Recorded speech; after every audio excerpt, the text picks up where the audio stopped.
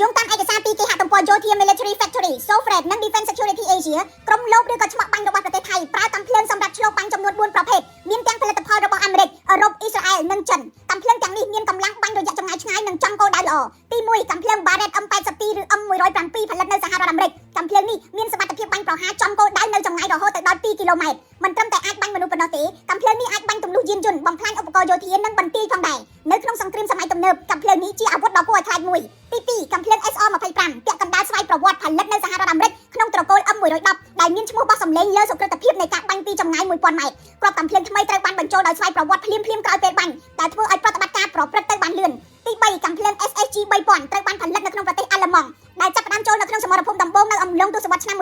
1990មានអាយុច្រើនមែនប៉ុន្តែកាំភ្លើងនេះបាញ់បានដល់ទៅ1200ម៉ែត្រជាមួយនឹងសុក្រិតភាពខ្ពស់បំផុតប៉ុន្តែវាដំណើរការយឺតបន្តិចដោយសារតែមិនមានប្រព័ន្ធបញ្ចូលគ្រាប់ស្វ័យប្រវត្តិទី4កាំភ្លើងការឡាត់ផលិតនៅអ៊ីស្រាអែលដែលមានសុក្រិតភាពសម្រាប់ការបាញ់រយៈចម្ងាយ500ម៉ែត្រដោយសារតែរយៈចម្ងាយខ្លីជាទូទៅវាត្រូវបានប្រើប្រាស់ជាកាំភ្លើងអមសម្រាប់ប្រើប្រាស់ពេលគោលដៅចូលមកគៀកនិងចុងក្រោយកងកម្លាំងពិសេសរបស់ថៃនាពេលថ្មីនេះបានប្រើកាំភ្លើង QBZ195T ផលិតនៅប្រទេសចិនប៉ុន្តែកាំភ្លើងនេះមិនផ្ដោតទៅលើការលបបាញ់នោះទេវាជាកាំភ្លើងរបស់ទ័ពថ្មើរជើងដែលអាចបាញ់បានរង្វង់300ម៉ែត្រក៏ប៉ុន្តែគេអាចបំពាក់អុបទិកដើម្បីបង្កើនសុក្រិតភាពប្រសិនបើចាំបាច់នៅក្នុងការប្រើទៅលើការលបបាញ់